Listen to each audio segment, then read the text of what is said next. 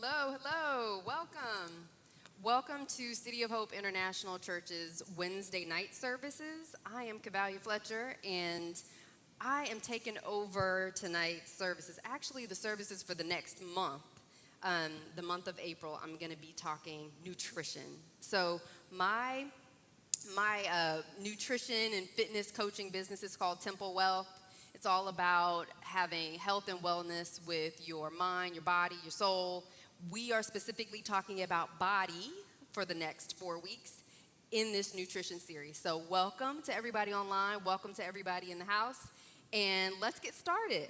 So I am a certified personal trainer, and I have a number of specialties in weight loss and nutrition, and I am actually going to lean into my other certification, which is primal health, my primal health certification.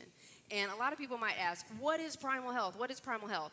Well, primal health is what being primal is about. It's really a lifestyle that is based on how our hunter-gatherer ancestors used to live. It's more of a primitive lifestyle, how they used to live, how they used to eat, how they used to play, how they used to be in the sun, how they used to move, all of those things. It focuses on how our hunter-gatherer ancestors used to do things 10,000 years ago, over 10,000 years ago. So that's what my certification is in, and I'm going to lean into that. So to give you a little background about me, in 2008, I was over 60 pounds overweight.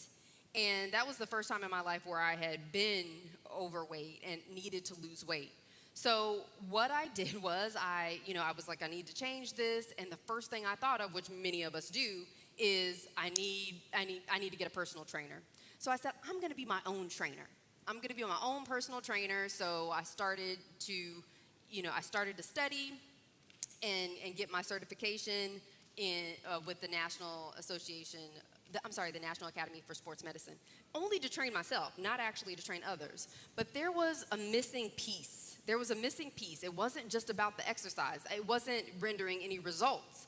So I had to figure out what the missing piece was. And an aha moment was, it's got to be about something that I'm eating. So I went down that path to figure out, what does food need to look like for somebody who's exercising? And I landed on something that really made sense to me. It was very intuitive, which was, how did we used to eat? How did we used to eat before we had tons of access?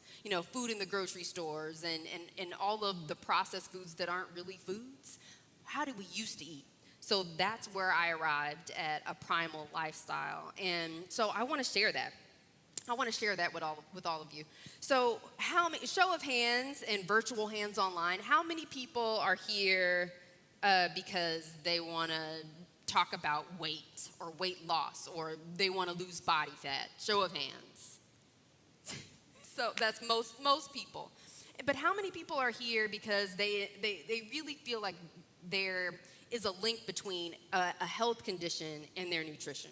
Show of hands. Yeah. So there is a link. And what I'd like to share and start, how I'd like to start sharing is really by thinking about other species. So we are Homo sapiens, we are humans, we are a species. And there are other species, like bears, for instance, that have a particular diet. So they eat fish primarily, and some other things like small mammals and some plants. But primarily their diet consists of fish, brown bears specifically. And then you have lions, and they eat medium-sized animals like zebras and antelopes. We as Homo sapiens, humans, we have a species-specific diet. The way that we were eating 12,000 years ago still applies to today, but we've gotten so far away from it. So the further we get away from how we used to eat, the more dis-ease we are likely to have. So that's the premise here, is going back to our roots to a more species-specific diet for humans.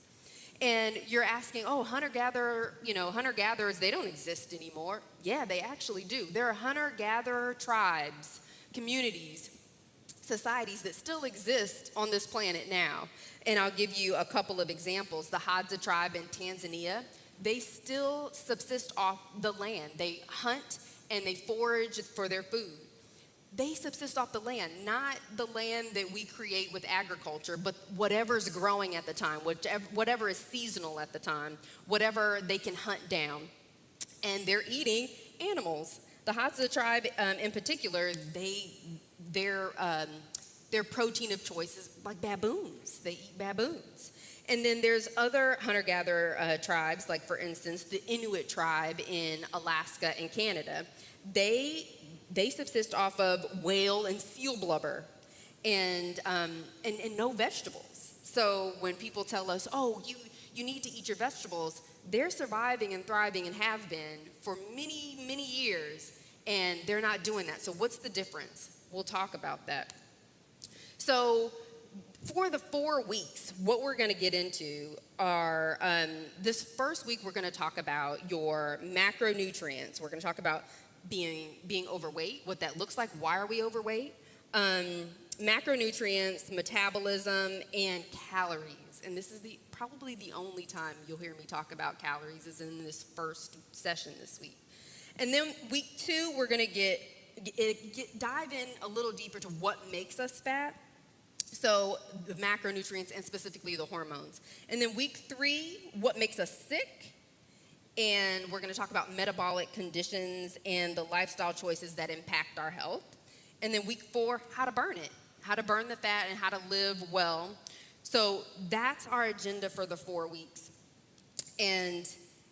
But before we get into all the nitty-gritty details, we need to define a few things because I'm going to be using some words that may be unfamiliar, or maybe you just aren't. Maybe just need some more clarification. So we talk about hormones, but people they don't really know exactly what we're referring to when we talk about hormones. So we're going to talk about hormones, metabolism, and satiety. Those are 3 buzzwords that I'll be using quite often where you need to know the definition. So hormones. The hormones are your body's chemical messengers. We're not just talking about reproductive hormones like testosterone and estrogen and progesterone. We're not just talking about those. We're talking about other hormones too, like leptin and ghrelin and insulin.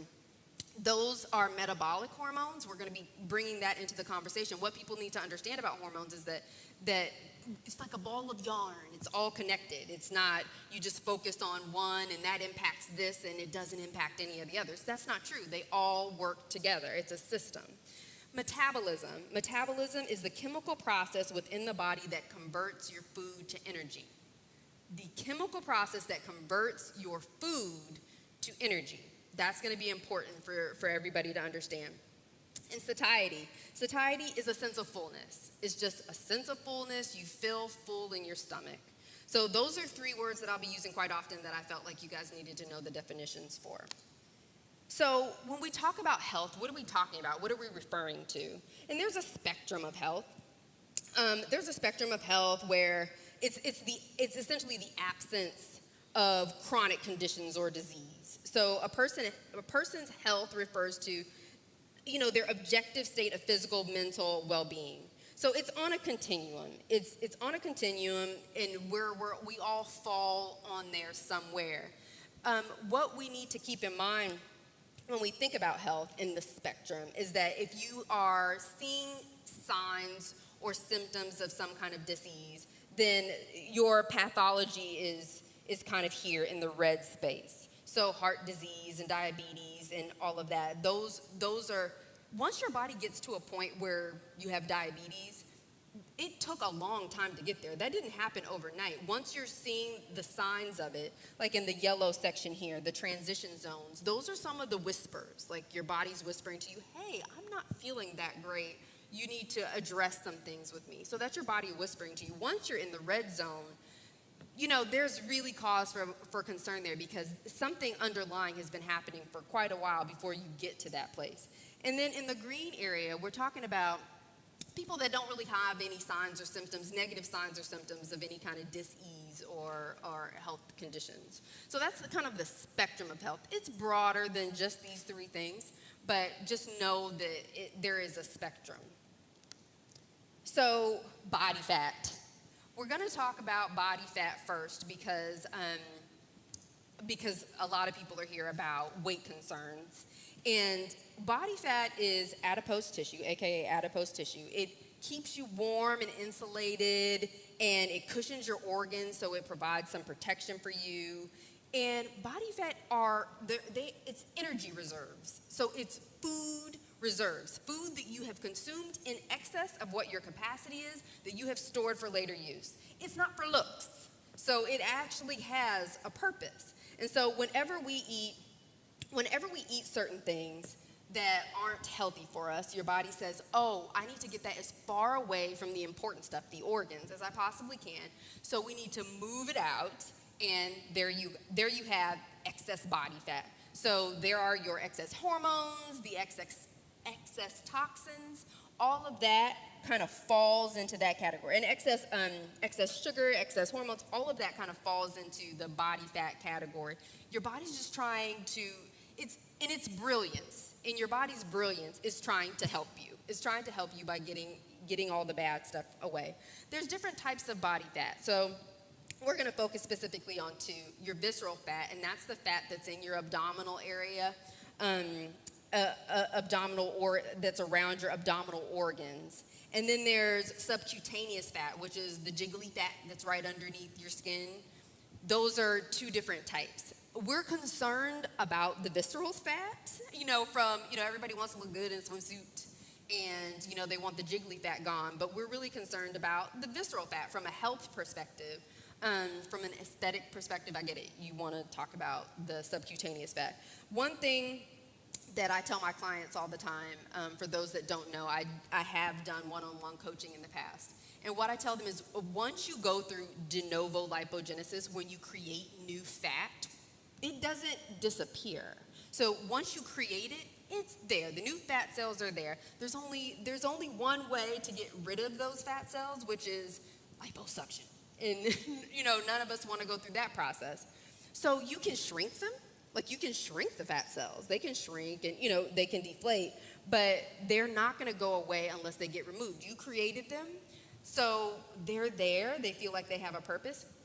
The goal here is not to create new fat, not to go through de novo lipogenesis and create new fat. We want to shrink what we currently have and maintain that. So that's the purpose of body fat. There is a purpose that it serves. It does help us in some way. And our brilliant body has said, let me help you because you've consumed something in excess, and we want to store it away from all the important stuff. There does come a point where it can't do that anymore, and that's where you get to the visceral fat, where now the fat's starting to crowd the important stuff.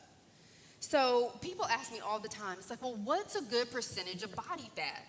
It's like, well, here's the thing. I'm not going to tell you what you should weigh. I'm not going to tell you what your body fat percentage should be.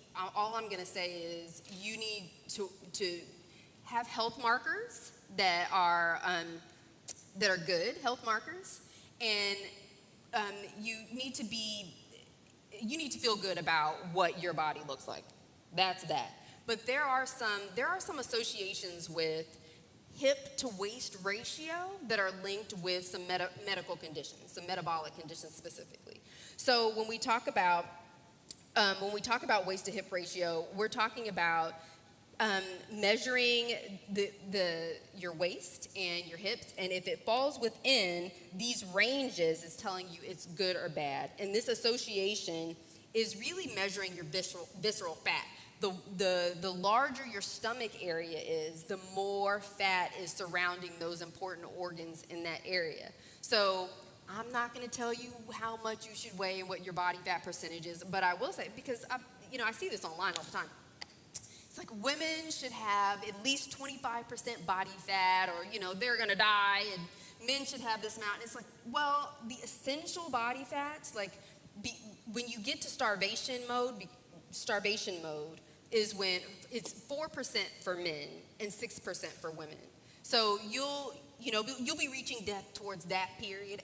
If it's above that, then it shouldn't concern you, because people are like, I'm going to starve if I don't eat. And, it's like, you have food reserves. Body fat is food reserves. Tap into it. Tap into it. And we're going to tap into it, and that's essentially how folks lose weight, is they tap into their reserves.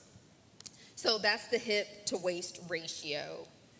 So the most important factors when we're talking about weight loss are going to be your food type, which are going to be your macronutrients. What kind of foods are you eating? Because they do serve a purpose. So that's going to be like your meal composition. And then food frequency. So how often are you eating and how often are you not eating? So that's kind of meal timing. And then food quality. Does it have steroids, hormones, pesticides, herbicides, artificial colors and preservatives and all that kind of stuff? Food quality is number 3. Food quantity, the volume of food that you're eating. And I put this last because if all the other things are right, you can eat as much broccoli as you want. So I put all of those other things first. So that's if you're concerned about weight loss. It looks very different if you're concerned about health condition. So if you're concerned about a health condition, food quality is pretty high up there in my opinion. If you're not just thinking about your body as just being svelte, food quality is important. So all of those additives and preservatives and all of that stuff that they put in, highly processed food, that's not going to be good for your health. I mean, I think we intuitively know that. We intuitively know that Cheetos aren't food, but we eat it anyway. Food type would be number 2 if you have a health condition. So the type of food, again, macronutrients. And then the food frequency, how often are you eating? Are you eating all the day long or not? And then food quantity is still at the bottom. So let's dive into nutrients, macronutrients. I was really surprised at how many people that I coached didn't understand macronutrients and what they were, and so we're going to categorize them, and I kind of did my little riff on how to categorize them, but I'll explain that. So nutrients, if we're talking about macronutrients, we're going to talk about 3. We're going to talk about proteins, fats, carbohydrates. We're going to talk about 3 macronutrients. Macronutrients are nutrients that you consume in large amounts. And micronutrients are nutrients you consume in smaller amounts. If you think about a car, you need, I would say to you that macronutrients are like gasoline for a car. So you need gas to, you need gas to go. You need gas to move. The car won't run without gas. But micronutrients are the oil. So how often you change your oil in that car will determine how well your car runs. Now, most of us aren't driving performance vehicles, so we wouldn't notice the difference between great oil and just average oil. But stay with me with it. So macronutrients, very, very important for fuel. Micronutrients being your vitamins and minerals, those are good for efficiency. So when we talk about macronutrients, there are 2 macronutrients of the 3 macronutrients that are considered essential. And this is not my opinion, this is textbook. So when we talk about essential, what does essential mean? Essential means that your body cannot produce it on its own, so you have to take it in. It has to be dietary. So those 2 macronutrients, can anybody guess what those 2 would be? The 2 out of the 3 macronutrients that are considered essential are going to be proteins and fats. This is not my opinion. And I don't villainize carbohydrates. I think there is a place for them. I think they're overused by people who don't need them. But there's a place. I don't villainize carbohydrates. But textbook essential are proteins and fats. You have to actually consume those. So carbohydrates are sugars, and your body can break things down to make those sugars if it needs it. So when we talk about what's essential, meaning your body cannot produce it on its own. Your body can produce sugars. What cannot be produced on its own are going to be the proteins and the fats. So if our purpose of eating is to turn food into fuel and building blocks, then we need to discuss the role of all of the macronutrients. And since many foods have like combined nutrients, so it's not like nuts, for instance. There's protein, fats, and carbs in nuts. So since many foods are very similar, there are meats that have fat in them, so they're both protein and fat. what we're going to do, how we're going to categorize these macronutrients is whatever it has the most of, we're going to categorize it that way. That's the best way to categorize it. So let's first dive in to proteins. So when we're talking about proteins, proteins are going to be your building blocks. They're going to be the building blocks for your muscles, your bones, your skin, your nails. It builds and repairs. Protein builds and repairs. They also make up enzymes that aid in your food digestion, and they help regulate your hormones. But another thing about hormones is that animal proteins are the only essential protein. Yes, for all the vegans that are out there that don't eat animal protein, you're going to have to source your protein needs very strategically. So what does that mean? When we say animal proteins are the only complete protein. Animal proteins are the only complete protein. It means that they have all 9 amino acids that make up a protein. There are like over 20 amino acids. But the 9 ones that make up a protein, the 9 essential ones, animal proteins are the only ones that have it. So, for the vegans and vegetarians, you're going to have to source your protein needs very strategically because it's going to be a little more difficult if you don't eat meat. And if you think that not eating meat is the healthiest way to go, from an efficiency standpoint, it's really about, that's the quickest way you're going to get your protein needs met, period, because it's the only complete protein. So from an efficiency standpoint, it's really important. So let's talk about the 2 categories. I put them in 2 categories because we have your proteins that are processed. So we're talking about sausage and hot dogs and all of that. And bacon. Now, I love bacon. I eat bacon, but I source my bacon very strategically. I don't have all the additives and stuff in it, and I pay a premium for it. But so it's really about, and I put this in yellow instead of red because it's really about what it's made of. What are the ingredients? And I'm going to go to this slide for a second because these are the ingredients in hot dogs. Like, the list is long. Like, why would you want to eat something you can't even pronounce half the words for? So it's really important for you to recognize like what's on your ingredient list and do you know what that is? And if you know what that is, okay, and you're comfortable with putting that in your body, okay. But so just finding some healthy options in the processed protein category. Now, in the green category, we're talking about your natural proteins. So we're talking about natural animal proteins. You got your shrimp and your salmon and your lean beef and your fatty beef and your chicken and your chicken thigh and your chicken leg, all of that, and eggs. So I put lean and fatty because people try to villainize the fatty proteins, and I don't think that that's good to do because if we go back to what's essential, we're talking about what's essential is in our diet. Our macronutrients are proteins and fats. The problem comes in is where you bring in all of these artificial fats. So you bring in, and we'll talk about artificial fats in a couple of slides. So when you bring in those aren't the healthiest ones. But when you're consuming healthy fats and healthy proteins in moderation, you're fine. So we looked at the hot dog, and we saw that there was all kind of stuff in there that we couldn't pronounce. Now let's look at fats. There is a red zone and a green zone. So there are fats that are highly processed and considered toxic. Yes, the Crisco oil that we fry the chicken in, not healthy. So when you think about, so let's first talk about fats and what they do. So they give your body energy. It's an energy source. Fat is an energy source. Body fat is an energy source, and dietary fat is an energy source. They support cellular growth, help you absorb your nutrients. Did you know that there were some nutrients that you can't absorb without the presence of some fat? So that's your vitamins A, D, E, and K. You actually need some fat. You don't need a ton of it, but you need some fat to accompany those vitamins in order for your body to absorb them. They help with satiety control. Remember that definition word, satiety. Satiety is a sense of fullness. So the more fats you consume, they're going to obviously make you feel more full for longer. And they produce important hormones.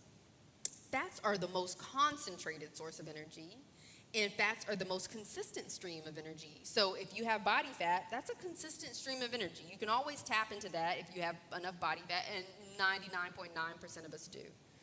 So let's get back to the types of fat that are considered toxic. So your vegetable oil, and your corn oil, and your soybean oil, and your Crisco, and your margarine, and your, yeah, it's not good. Think about squeezing oil from a non-oily vegetable and what that requires. That requires a substantial amount of industrial strength processing. You're talking about pressing and solvent and extraction and refining and degumming and bleaching and deodorization. It takes about 2,000 chemicals to process, to create those oils that we deep fry chicken in. So that's what's happening with the toxic, highly processed fats. Now, then we have healthier fats. And yes, fats, it's all in the news circulating that it gives you high cholesterol, and it gives you this, and it gives you that. It's not the green side of the fats that are giving you that. It's the toxic side of the fats that are, causing a problem there, along with some other things, and we'll talk about that on the next slide. So what kind of fats are minimally to no processing? Well, we're talking about your olive oil, your avocado oil, your ghee. Ghee is like clarified butter. Your coconut oil, and your butter. Your butter can be fine if it's coming from a cow that isn't highly processed. Your grass-fed, grass-finished cows. So, and then avocados. Now, avocados aren't solely fat. They have some carbohydrate in them, but they're mostly fat. They're 88% fat, so that's why they're going in the fat category. Fats are a fuel to be moderated based on your need. If you have a lot of body fat, then consuming a lot of dietary fat, does that make sense? Because both of them are energy sources. And if you're trying to lose weight, then you would think, I need to moderate my intake of the energy source more, so that I can liberate and mobilize that body fat and use that for fuel. So if you have stored fuel, aka body fat, on your body, the more you consume the dietary fats above your needs, the less you'll burn the body fat. So does that make sense to everybody? And then when we talk about, like a range, how much fat should we consume? How much fat should we be consuming? Dietary fat, healthy dietary fat. So the range is about, your minimum should be 30 grams. Your minimum should be 30 grams. Your high point should be 75. And if you looked at like some of the bags of Twinkies and Doritos and, whatever else, we're eating 3-4 bags of that, the small bags, 3-4 bags, and you long maxed out your requirements. So, and they're not healthy fats anyway. So those are the basics on fats. Remember, this is kind of an introduction to macronutrients, and I really want people to understand that I don't want you to eliminate from your mind everything you've ever learned about nutrition. My hope is that we contextualize it. We add some context to it. So at the end, we're gonna have Q&A, and you can ask me questions if you so choose. Now, to what we all love. What we all know and love, what everybody loves, are carbohydrates. So what we learned about carbohydrates is that they're non-essential. You don't need them. So you're asking me, but I see vegetables on that list. Vegetables aren't essential? It's like, well, if we were eating proteins that were high quality proteins, so for instance, if we were eating our grass-fed, grass-finished beef, if we were eating high quality proteins, let's say cows, for instance, cows that they grazed and they ate what they were supposed to eat instead of us feeding them in feedlots, corn and soybeans and all the things that are toxic, then we wouldn't have an issue. But whatever they ate, we would essentially get the benefits of. So if they ate a bunch of grass and leaves and plants, we would get the benefits of that. So we wouldn't need all of these vegetables. But since that's not the case for most of us, then we do need. So let's talk about carbs. Carbs are made up of 3 components: starch, sugar, and fiber.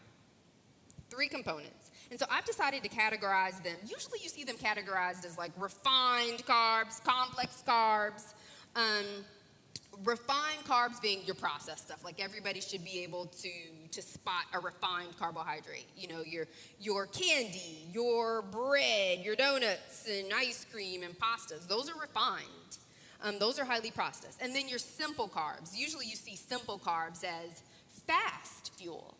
That's what simple carbs are. Because remember, since carbohydrates are not essential, that means that they're a fuel source. They're a fuel source, they're straight energy. So we're talking now about simple, fast fuel, or complex, slower fuel. So I've decided to categorize them. I put my own little spin on it and categorize them by non-nutritive sugar carbs, which are processed, which we all know are no bueno. And then we have in the orange area, sugar, starch, and fiber carbs, which are your natural carbs. So your bananas and your watermelon and your honey and your dairy and grapes and apples. And those are sugar, starch, and fiber carbs. They have all three. And they're natural. Yes, they're natural. And then we have starch and fiber carbs, which are natural, and they're more on the complex carbohydrate side. And so you got your sweet potatoes, your oatmeal, your brown rice, not white rice. We're talking brown rice. Your legumes, which are beans and, you know, things like that. And then corn and peas. Those are more on the complex carbohydrate side. And then we have fibrous carbohydrates. These are the broccoli and leafy greens and green beans and zucchini and cucumbers. These are going to be your more fibrous carbs. Notice what they have in common. They're green. They're green. They're green. So they're going to have more fiber in them. So think about, for instance, you're running a marathon. Has anybody ever ran a marathon? You're running a marathon. It's an endurance race, right? And it's like 26 miles, 26.2 or 26.4 miles. You're running a marathon, and they have, if you've ever run a marathon, they have fueling stations along the way. And, you know, people hop off the trail and grab some fuel. What are they grabbing? Are they grabbing broccoli? No. They're grabbing fruit juice, fast carb, fast energy. They're grabbing bananas. They're not grabbing sweet potatoes. They're not grabbing anything in the yellow or the green category. They're going to grab a protein bar, fast fuel, processed fast fuel, but fast. Or something fruity, like a banana or some juice. It's fast energy.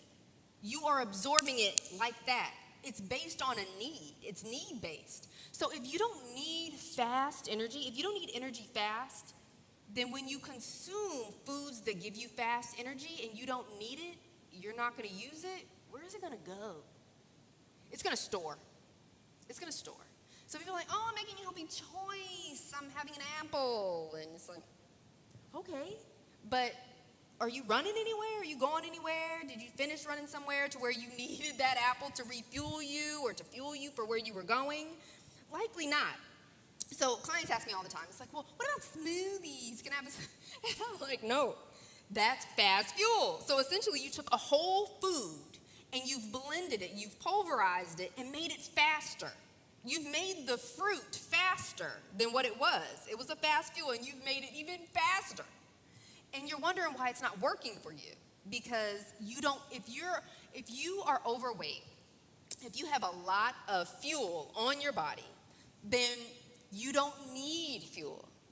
You don't need fuel. You need nutrients, proteins and fats, moderated. And you need to start liberating and mobilizing the body fat that you have. The food that you have, all it is food that you stored. You need to use and mobilize that. And so the smoothies, they kind of crack me up because I always get asked that all the time. And the thing is, it's like, okay, there's like 2 bananas and 3 cups of berries and all that in this smoothie. And it's like, could you eat all of that? Like, could you eat a bowl of 4 bananas and 3 apples and all in one sitting? Why would you drink it then? Like, so just, keeping that in mind, like keeping it into perspective that it's fast fuel. So when people ask me, is it healthy? It's like, what's your need? Do you need it? That's the only way I can really answer that question when you ask me if it's healthy or not healthy. So carbs are fuel to be moderated based on need. If you have stored body fat on your body, the more you consume carbohydrates, we're talking about the yellow, orange, and red categories. The more you consume those carbohydrates, the less you'll burn body fat. So the fibrous carbohydrates, they have so much fiber in them, it neutralizes the sugar. So it's not going to cause you this blood sugar spike, and you're not even going to use that. You're not even going to use that for fuel necessarily. Fiber just, it runs through, it flushes through. You're going to absorb the nutrients you need, and it's going to kind of flush through. So those aren't to be worried about. So those are carbs. I'm looking forward to hearing what people have to say about this, about what I've just shared with carbohydrates, because they are extra sources of energy. Extra sources of energy that your body needs in the event your activity level warrants it. So don't talk to me about you need the bread and you need the sandwich, and it's not a need. It's not a need. So yes, we had talked about running marathons and it being an endurance race and the food stations. So now let's talk about metabolism. So we talked about macronutrients, what they were, but remember when we talked about metabolism, the definition is how food gets converted to energy. How do those macronutrients get converted to energy? This is obviously an introduction to nutrition, and it gets complicated. It's layered, so we're going to simplify it. Let's talk about metabolism. I love this because, and I put this together because I'm always trying to help people to simplify it some. So when we talk about metabolism, there are sugar burners and there are fat burners. And then there are people that can do both very well. So if we're overweight, we are likely a sugar burner. And what does that look like when we're talking about metabolism? Remember, metabolism is the chemical process occurring when your body converts food to energy. So for a sugar burner, for instance, I put this little car, like it's a Fiat. Like think of a Fiat, like a small car with, a gas tank that maxes out at like 7 gallons. And you constantly have to keep going to the gas station to fill up the Fiat. Constantly have to keep going. Isn't that kind of indicative of what happens whenever we eat a bunch of carbs? Like if you go out and eat, you go to the Asian restaurant and you eat, rice and teriyaki, and there's all kind of sugar in that. And then like 2 hours later, you're hungry. It's not just because of the MSG in there. That is something too. But it's because whenever you consume carbohydrates like that, your blood sugar spikes, and then you experience a crash. Whenever you experience a crash, your body sends you a signal saying, hey, I need more energy. Like, give me more energy. So every 2 hours, you're thinking you need to eat. And you don't. So every 2 hours, you're thinking, as the sugar burner, you need to go to the gas station and fill up. And where does that get us? Because if we are consuming food, we are storing. We are storing. It's storage mode. We are providing our body with the fuel and the building blocks. Remember, the purpose of eating is fuel and building blocks, So you're providing energy. You're storing it. You can't store and burn at the same time. So if you are eating every 2 to 3 hours, when are you burning? You're not burning. So let's talk about fat burners. Fat burners, I would equate a fat burner to somebody who, like a solar-powered car. And I know we don't have those running around the streets, but there are solar-powered vehicles. We just don't have them running around the streets. But a solar-powered car, if those of you have solar panels on your house, you know that when the sun hits them, it absorbs the heat, and it keeps your house, air conditioning going all day long. And even when the sun's not out, the energy is still stored in the solar panels to where it can continuously give you a constant stream of energy to your house. That's essentially what fat burning is. That's what a fat burner metabolism is that you got some fat here. And so if you are a fat burner, meaning somebody who has a metabolism that they flip that switch and they're a fat burner, and that takes time, and we'll talk about that, then you have constant stream of energy. And you start out as a sugar burner. And the goal is to transition to be a fat burner. And how do you do that? You essentially starve yourself of sugars. Like, starve is not a good word. but you deprive yourself of sugars to reprogram your body and to tell it, hey, we're not going to be running on sugar anymore. It's not very efficient. It's not really working for my weight loss goals. So I'm going to be a fat burner now. So I can't deal with you for like the next 12 weeks. And then I'll become metabolically flexible to where I can eat you, sugar, and eat fat and not get fat as quickly, right? So that's the goal, like that's the holy grail. And when people talk about metabolic flexibility, they're essentially talking about, you've heard keto adaptation or fat adaptation. You've become adapted to burning fat, body fat, most efficiently. And that's like the sweet spot. It's like, oh, I can be burning fat in my sleep. And you do burn fat in your sleep. But when you're a sugar burner, if you're eating all day, you never give yourself an opportunity to be in fat burning mode. And you kind of set yourself up for this because you eat the sugar, you crash. You have to eat the more sugar, you crash. It's like a cycle. So for fat metabolism, fat is your primary source of energy, and sugar is the backup. For glucose metabolism, glucose is another word for sugar. Sugar is the primary source of energy, and fat is your backup. Do you want fat to be your backup? No, you want it to be your primary source of energy. And then for metabolically flexible metabolisms, the ability to respond or adapt to what's available fuel and what the energy demands are. So that's metabolically flexible. That's the sweet spot. So that's what metabolism is. Now, how do calories fall in? Because everybody's like, well, what about the calories? What about the calories, and where are those, and where do those fall in? And I'm not going to talk about calories a ton because in the context of people being overweight, they don't matter. Do they matter? I'm not going to dispute the law of thermodynamics. But do they matter for people that are overweight and obese? So calories, what are they? It's a numerical value associated with the amount of energy generated to burn a certain food. Well, how do you come up with that?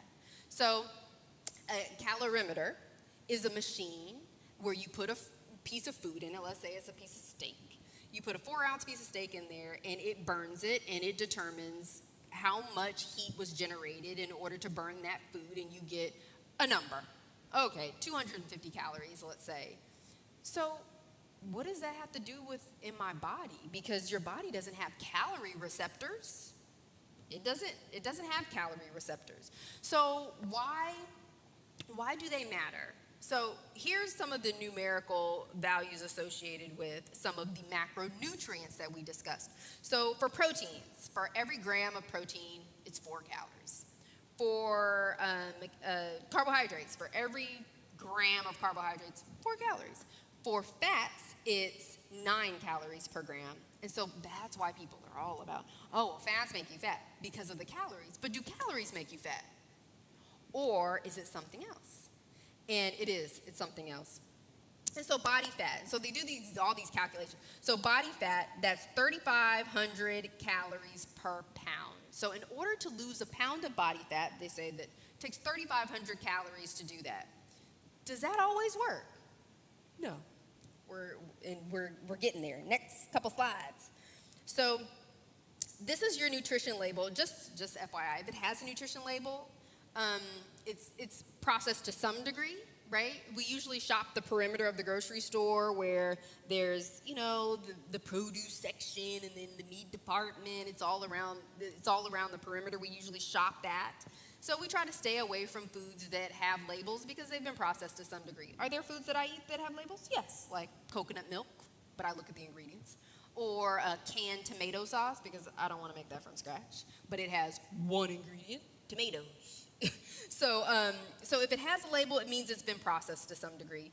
And you really need to kind of zoom into the serving size because people are like, oh, this candy bar, it's, only 250 calories. It's like, no, there's like 8 sections in that candy bar, and one of those sections is 250 calories and not the whole bar. So just FYI on that, we're not going to talk a ton about calories, but I just wanted to point that out. So we've discovered what calories are, and we talked about how they're the amount of energy that's stored in a particular food. So when we're talking about gaining weight or losing weight or maintaining weight, what does that look like? So if we wanted to maintain our weight, you would essentially think, oh, the calories in equal the calories out. And so it's an even Steven, it's evenly balanced. But if we wanted to lose weight, I mean, most of us in here don't want to gain weight, so do I need to go over gaining? Probably not. So to lose weight, it's the energy you consume, well, the energy you expend needs to be more than the energy you consume. So you need to burn more than you eat, is essentially what that's saying.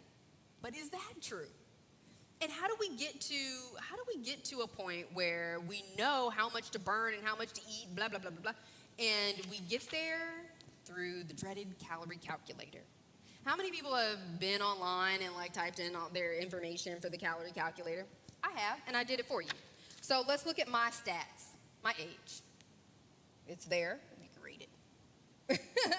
And then, your gender, your height, your current weight.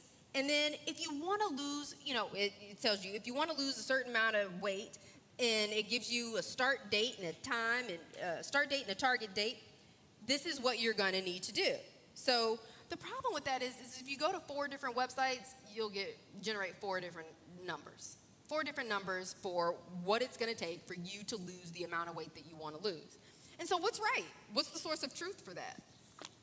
Well, I've chosen this bodybuilder here. And for those that don't know, that in 2016, when I met my husband, I was training for a bodybuilding competition. I was 8 weeks out, and so I know the weight loss side, and then I know the bodybuilding side. So I was 8 weeks out, but didn't really think that walking around as a pastor's girlfriend in a little itty bitty teeny weeny bikini on a stage was like the thing. I didn't think that was the thing to do. So I bypassed the bodybuilding competition, but this is what they had me do. They had me count my calories, weigh and measure, and I don't have my clients do any of that, weighing and measuring and all of that. But that's what they do. So they tell you, eat 283 grams of carbs, eat your total calories of, for this particular person, 2,500 calories, 283 grams of carbohydrates, which are, remember, what we just learned, are an extra source of energy, an extra source of fuel. So what people do is they go online and they see these, bikini fitness people, and on the Instagram it shows, oh, I eat 300 grams of carbs. Ooh, well, I want to look like her, so I'm gonna eat 300 grams of carbs. No, it doesn't work like that. If she was overweight, she wasn't eating 283 grams of carbs to get to that. She eats it now because she built up the metabolism, the muscle mass to where her metabolism is primed for consuming that amount for the goal she has of bodybuilding. Totally different from somebody who wants to just lose weight. It's not going to be the same. You can't look at a fit person and say, I'm going to do what they do. They're already fit. They don't look the same way as you do, so you can't do the same thing that they're doing. But we will talk about what you can do, but this is not it. So when we talk about metabolic individuality, there's a lot of factors at play. That muscle-bound guy, there are things at play for him. What are some of the individual factors? We're talking about your current body composition. We're talking about your lifestyle habits. We're talking about how your thyroid operates, what your age is, whether you have food allergies or not. Like, we're talking about a number of things. So everybody's so different. And that's why when I was doing the one-on-one coaching, it was like, okay, let's talk. Let's talk about this, that, and the other thing for you, because it's going to be different. It was different with all of my clients. It was very different. So there is individuality there. So some people stay at the same weight for years and years no matter what they do. Like, they feel like, oh, I lost 10 pounds, but I gained it right back. And we need to talk about that. We need to kind of unfold why that is the case. And it's because of a body set weight. I don't know if people have ever heard the term of a body set weight, but it's essentially your body, it's essentially a state of homeostasis. Your body wants to stay in this stable equilibrium or balance. And so I want to kind of give you an example of what that looks like. So a body set weight, kind of like the thermostat in your house. So the thermostat in your house, you set it at 76 degrees.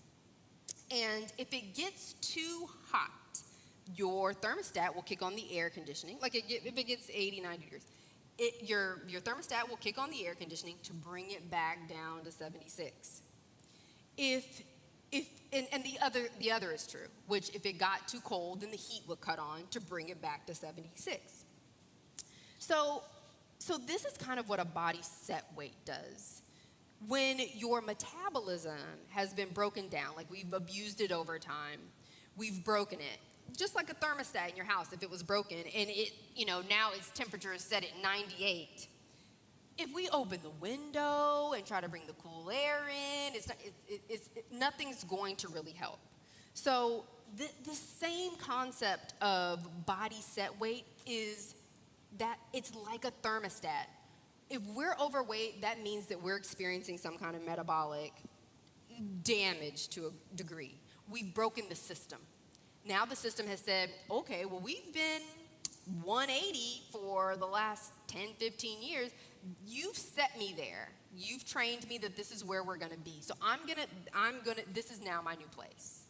So every time you try to lose weight, yeah, you might lose, 10, 15 pounds, and then it goes back up because your body found a set weight. And there is a way for you to reset that set weight, but it's found a set weight, and you're going to have to do a lot. Like, it's hard to undo 30 years of being at a particular weight. People want it overnight. Like, oh, I did 12 weeks of this program, and I should be, I should lose all this weight and never gain it back and be able to go back to the way I was eating before. No.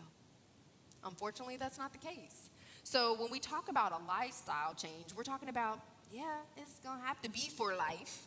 That doesn't mean you can't ever have an indulgence. It just means that you're going to have to eat pretty healthy most of the time. And why is that such a bad thing? Finding healthy foods that you like, that's essentially the goal. But so this is the concept of a body set weight. So think about if body fat is stored energy. If you're an animal and you have too little stored energy, are you going to survive long in the wild? Probably not. You're going to starve out. If you are an animal with too much stored energy, you're going to be too big and too tired to move when a predator is chasing you. You're going to be too slow. So the goal here is the goal here is to not be too small or too fat. You need or to have too much body fat, not too fat. So your body will employ mechanisms that get you into a balance where you create a set point. And if your set point is too high, aka obesity, it's going to be harder for you to lose weight because of the set point you've developed over time. Your body wants to maintain homeostasis, and homeostasis is driven by hormones. So not calories. There are no calorie receptors in your body. There are hormone receptors, a ton of them, and they're like a ball of yarn. So they're all connected. So why doesn't this eat less, reduce your calorie intake work? So let's look at it. Remember, I gave you on the calorie counter how many calories this is what it's telling me, the calories that I should consume if I wanted to lose 20 pounds in 3 months. It says I need to reduce my calories to only 791 calories a day. Now, mind you, my basal metabolic rate is about 1,400 calories per day. Basal metabolic rate means that's my homeostasis, essentially where my calories should be if I just wanted to stay at my same weight, maintain my weight. So this is saying you need to cut that in half. Like, you need to eat 791 calories for the next 3 months in order to lose 20 pounds. Now, is that going to work? No. Why isn't it going to work? Because what happens is, just kind of like this body set weight that we were talking about, what happens is when you reduce your calories like this, when you reduce your intake, your body says, oh, you're starving me? Oh, I'm going to down-regulate my needs.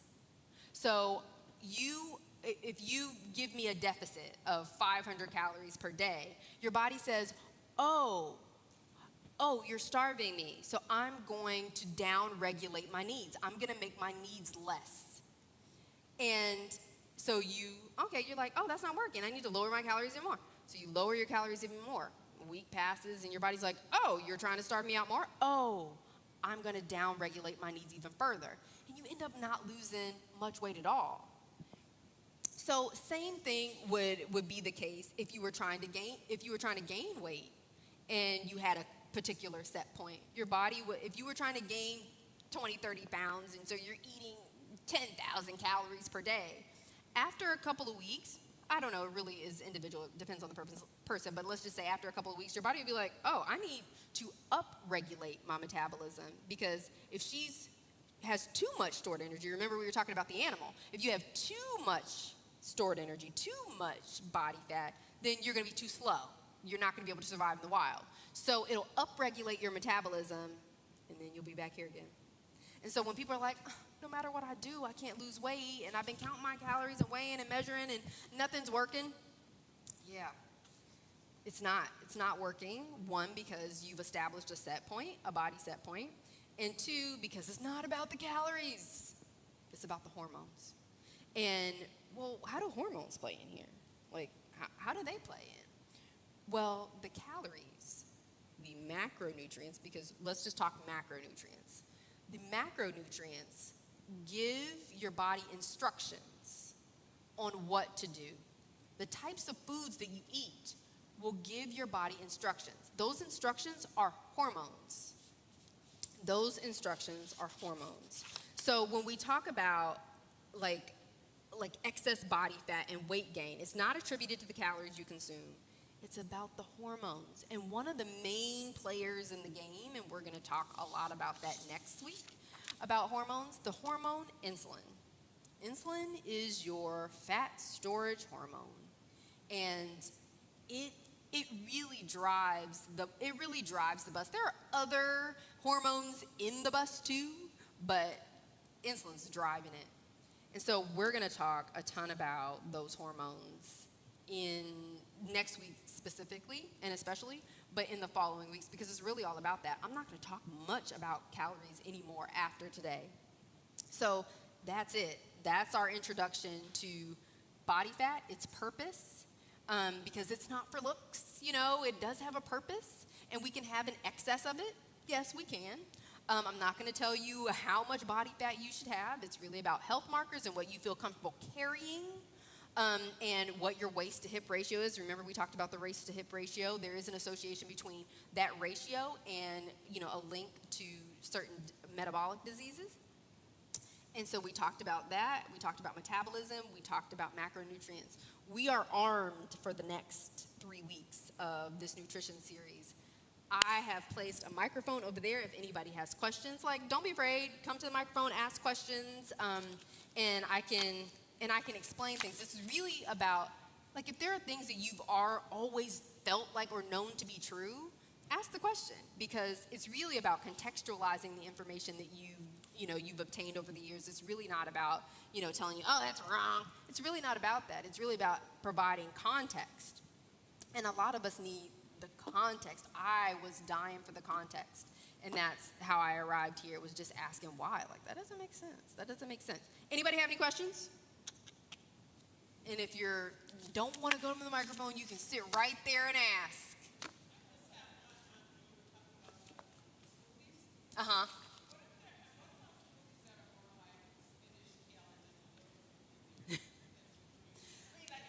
Right.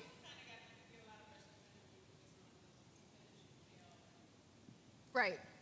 So you're still pulverizing the product, right? The food. So when you do that, the fiber is what's offsets the sugar response. The fiber in, let's say, the kale, for instance, it's going to offset your sugar response, and you're not going to absorb most of that sugar in a fibrous carbohydrate. If you pulverize it and blend it, now where's the fiber? You broke it down. Now it's fast fuel, just like fruit is. You've broken it down. So the fiber is the real piece. That's the important part, because it neutralizes the sugar response. Yeah.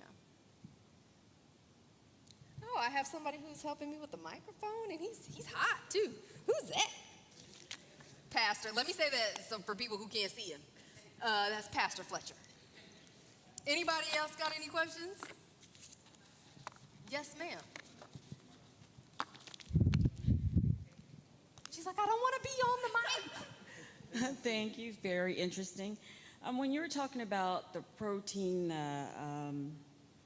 eating the high quality protein, did you say we don't need to eat those vegetables or as many or how? So I was saying that when people ask all the time about, I'm trying to flip back to the slide so we can all see it. So when people are like, well, carbohydrates, you said they're non-essential, but don't we need vegetables? And it's like, yeah, we do now because our animal proteins are they're not grazing anymore. They're in feedlots. We're feeding them all the things that are toxic to us. The soybean, the soy and the corn and all the, people are like, oh, I didn't know corn was toxic. It was like, well, it's genetically modified. That's it's the most genetically modified piece of food, food on the planet. Corn is. So one is genetically modified. And so it's like, wheat and soy, and wheat is totally modified, and we all know that. So we're feeding these animals foods that are not species specific. Like cows don't eat corn. That is not on their diet. If you put them in the pasture, they're going to eat grass. In order for them to consume the things we want them to consume, we got to put them in feedlots and force feed them, essentially. So if we were consuming, like me, I order grass-fed, grass-finished beef. And I can eat just that and still get the vitamins and minerals and nutrients that I need because I'm eating a cow that's eating what it's supposed to eat. It's eating all the leafy greens. So that's essentially what I was saying. Yeah, everybody's going to be like, oh, I don't have to eat vegetables? Oh, I get to eat meat? There are people that are on the carnivore diet, but they're usually getting high quality. They're really sparing the expense for the high quality proteins. Yes, ma'am. So when you talked about the most important factors, weight loss, and you had the food type, frequency, quality, and quantity, but then you talked about the sickness and health conditions. And the top two, the food quality and the food types. Are we going to get into that the weeks to come? We are. So the food quality, we're talking about no steroids, no hormones, no artificial flavors, no herbicides, no pesticides. It's essentially you want to get it as close to the source as possible, like as close to where it came from as possible in its natural habitat with its species-specific diet. That's the food quality part. That's what you want. The food type is really, we're talking about macronutrients. And when we talk about macronutrients, we're going to talk about what those the role that they play in our hormones as it relates to metabolic conditions. So hormones are driving metabolic conditions. They're driving it. So what are those hormones and how do they impact us? Like, for instance, high blood pressure. Like, high blood pressure is a precursor for diabetes. So how do we get to the point where we have high blood pressure? And what is high blood pressure? And what is diabetes? Some people don't even know diabetes is high blood sugar. So you have too much sugar in your blood. Do you get that through osmosis or do you get that through consuming sugar? Like, you get it through consuming sugar. So, and in excess over time, and high blood pressure is a precursor for diabetes. So I'm going to show like a little 2-minute video. It's next time, and it'll show you the process by which you get high blood pressure through diet and what that looks like when it crosses over into type 2 diabetes and then diabetes. Is there such thing when you have the leafy greens up there? Is there a such thing as too many? So there are certain people with certain conditions where some of the minerals in them can be there's a triggering or a sensitivity to certain minerals.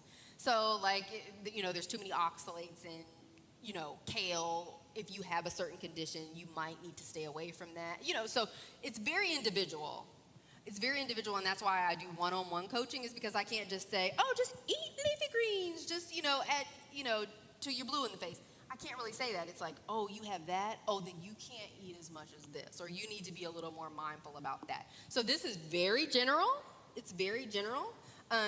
We all need to do our due diligence in talking to our providers, our healthcare providers, about, is this good for me or is that good for me? But what I've found is that, this primal style of eating, that not all physicians subscribe to it. And they'll continue to say, eat the processed foods, eat the bread, as long as it's wheat bread. It's like, no. As long as it's whole grain bread instead of white bread. It's like, okay, the fiber difference between, white bread and wheat bread is 1 gram. 1 gram. So is that really the healthiest? And is it still sugar? It's still sugar. Bread is still sugar. Like, it converts to sugar. And we'll talk next week about how that converts to sugar and where it gets stored and what our storage capacities are for sugar and so on and so forth. Like, we're going there. We're going there with this. And I sought out a physician that was into not conventional medicine, but into alternative medicine, specifically doctors that kind of subscribe to this way of eating that we did 12,000 years ago. I sought one out. They're not the easiest to find, but I do have a resource for finding them. But yeah, your doctors that are straight conventional medicine, just treat the symptom and not the cause, that didn't work for me. So I got a doctor that was more root cause. Let's figure out the root cause and let's eat closest to the source. Yeah. Slide on bacon again. What was you saying about the bacon or the? Because I'm a bacon eater. So I love bacon. I eat lots of bacon, but I look and see what's in it. So if it's highly processed and it has lots of sugar and nitrates and and all kinds of stuff in it, I'm like, no. So I actually source my bacon from a company that is essentially it's fat. It's pork belly. That's all bacon is pork belly sliced up. So they send me a big hunk of pork belly, and it's just seasoned with spices and stuff, and no sugar, and it uses the proper salt, not table salt, because table salt has dextrose in it. Dextrose is sugar. And it's highly processed. Table salt is highly processed, and we'll talk about the engineering of food a little bit. But so yeah, I order that. Like, I source my protein because I want to have the high quality protein. Yeah. I got a couple of things that I want to address. I was thinking about how you said, if you eat, like, for instance, I ate a lot of spinach, raw spinach salad. I was at a restaurant, Mimi, and they made a big spinach salad with shrimps. But when I got home, I felt overheated, and then I found my blood pressure had shot up. I had what you call, the spinach can cause what is it when you have your immune system? What are the things, when you have an allergy, what do you call it? Food sensitivity. Huh? Yeah, you had a food sensitivity to spinach? Yeah, what happened is it caused my blood pressure to shoot up, and you would never think that would happen with spinach. So my question is, was it the spinach or was it the dressing? Huh? My question is, was it the spinach or was it the dressing? No, I just had vinaigrette dressing, so it wasn't that. But the vinaigrette has... when you put the balsamic vinaigrette type dressing. So it had oil. And I had in very it. little of it, but I ate a lot of spinach because I was thinking it's healthy. And then I had high histamine. That's what happened. Oh, okay. Caused my histamine Which is, to go shrimp up. is Would wear a my culprit blood of pressure that. up. Shrimp can be a culprit of... Huh? Shrimp is a culprit of having a histamine reaction. And that's it. But I was also told that spinach can do the same thing as well. So one shrimp, I ate about two or three of the shrimps, and I took the rest home. But my blood pressure shot up to over 200, which was... So something... And I ate like about a quarter of a pound of spinach, and I took the rest. They must put a pound of spinach on that plate, and shrimps all over the place. And I was using a small amount of the balsamic vinaigrette dressing. Or maybe they had some of their own dressing, which they used. So the dressings are always a thing because what are they made of? They're made of the toxic oils that we were talking about, the soybean Okay, oil so that was and the the mixture canola there. oil and all of that. But also the shrimp histamine issue, there's a direct connection there. But one thing that you could do is you can get a food sensitivities test, a food sensitivities I did, and panel. everything was negative. Did That's you the get thing. did you get the 98 food sensitivities test where they No, test I 98? got the one they Yeah. stick in your skin. Yeah. So I thought there are other ones you can So get. I got a 98. I got the food sensitivities panel that was it tested 98 different foods, and there Okay. were certain foods that I was like, man, oh, I have a sensitivity to that. I was shocked. I was blown away. But that's something that you could get. You could traditionally find at your medical doctor. They'll provide you with the common allergies test. The 98 panel I got done at a naturopath. Now, another thing, I do have type 2 diabetes, and I was just wondering, because I've been taking the medicine for, I know, over 14 years, metformin, to help control me, and I use a certain amount of insulin at night. It's about 4 or 5 units. Now, what I was wondering, I would love to be able to eventually get off all this medicine. I'm on blood pressure medicine as well as the medicine for the type 2 diabetes, Yeah. which is metformin. And what is your feelings on what your experience in terms of people completely getting off their medicine? I mean, worked out with a doctor, of course, to control the sugar level. So Yeah. I'm not a medical doctor. I know you're not. But I just want to say that for everybody else. I'm not a medical doctor. However, I did have a client that was pre-diabetic.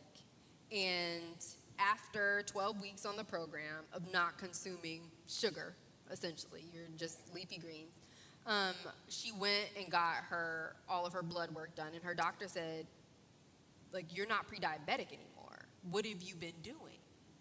And she's like, I just changed my diet. And, well, what diet have you been on? Well, I was working with a health coach, and the doctor said, well, can I have the information for your health coach?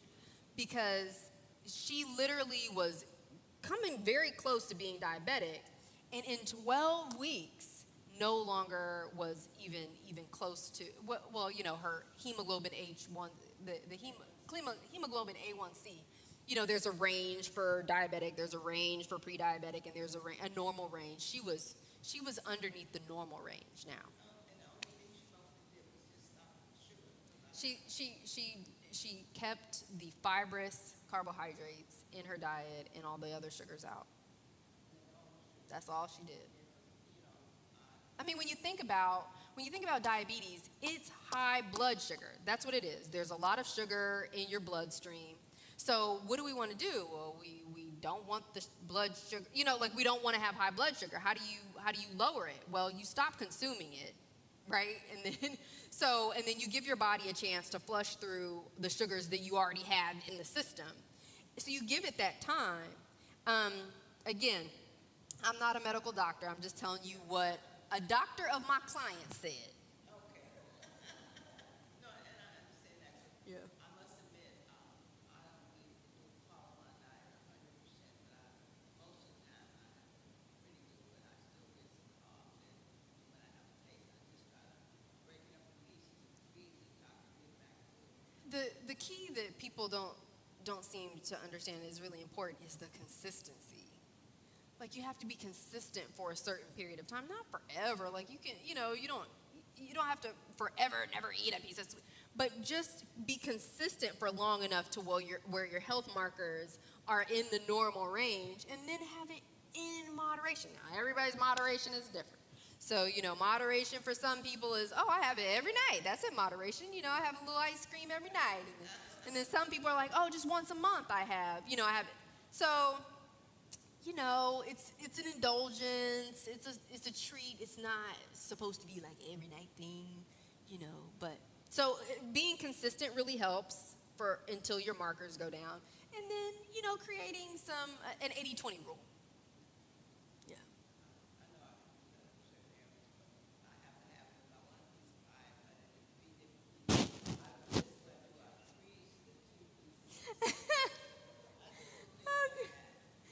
Yeah.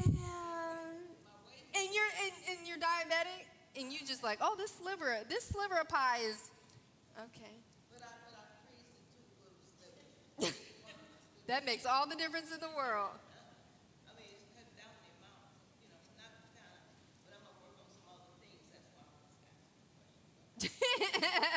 It's a small amount. The small amount is still going to trigger an insulin response. We'll talk about insulin. Still going to trigger that, and it's still, you're just continuing to pump sugar into the bloodstream, even if it's a small amount. And you're so hypersensitive to it as a diabetic. Miss Angie. Where can you get good foods or good proteins from? So I source my protein from Butcher Box. That's Butcher Box, B-O-X, and Moink, which is moo and oink together, M-O-I-N-K, Moink. I get my bacon specifically from Pete's Paleo. He's local. And it's not Pete's Paleo. Pete's, P-E-T-E, apostrophe S, Pete's Paleo. And he's actually local, but doesn't have a storefront, so you're going to have to order it.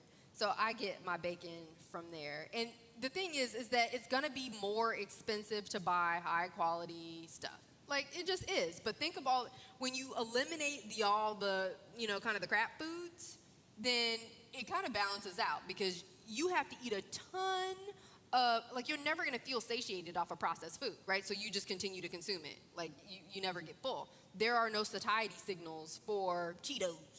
There's no, like, your body doesn't have a satiety signal for, oh, I've had enough of that. And it's engineered for you to want more of it. And we're going to talk about that too. We're going to talk about how, foods are engineered for you to continue to crave them and eat them. So yes, Butcher Box, Moink, and Pete's Paleo. That's what I use. There's a ton out there. There's a ton of others out there. Those are the sources that I like. For some of the shelf-stable stuff, I use Thrive Market. But again, I don't usually buy stuff that has a label because it's processed. Anybody else? Yes, ma'am. Question about, you said that like your body can get, thank you, to a certain point, like you weigh the same thing for Body set ever. weight. Yeah, and then you said you could lower the calories and your body would adjust to it. Is that It what will. you meant? So if you lowered your calories, your body would be like, oh, you are trying to starve me. So it'll down regulate. So it'll down regulate to that 791 calories, meaning it'll lower your energy needs, your energy expenditure. So it'll say, let's use less because she's eating less. And if we expend way more than what she's consuming, then we're gonna have a major problem. So it says we're gonna protect ourselves from that. So, oh, it's been a week and she's only 791 calories. Oh no, we're gonna reduce our needs. We're gonna down-regulate so that we can keep her in homeostasis. So you're like, well, then how the heck am I supposed to lose weight? It's like, yeah, it's a hormonal thing. You can't really focus on the calories because calories look different, right? So calories are, so I can eat 500 calories in Snickers. Is that going to have the same hormonal response as 500 calories of salmon? No. So it's about it's not about the calories, it's the hormonal response that those macronutrients or those calories give. So you can lose weight if you manipulate your hormonal reaction, not your caloric one. It's not about the caloric imbalance, it's about the hormonal one. So it's all about the hormones. Anybody else? Yay! This has been great. Anybody got anything else? I am so happy that you guys are here and I get to share some of this information. It helped me so much to lose the 60 pounds that I gained years ago, and it's my lifestyle now. It continues to help me, so I'm hoping that it'll help you all as well. Thank you all for coming. See you next week, hopefully. Thank you online for tuning in. I will see you next week, Wednesday at 6 p.m. for the second week of our nutrition series. Have a good one.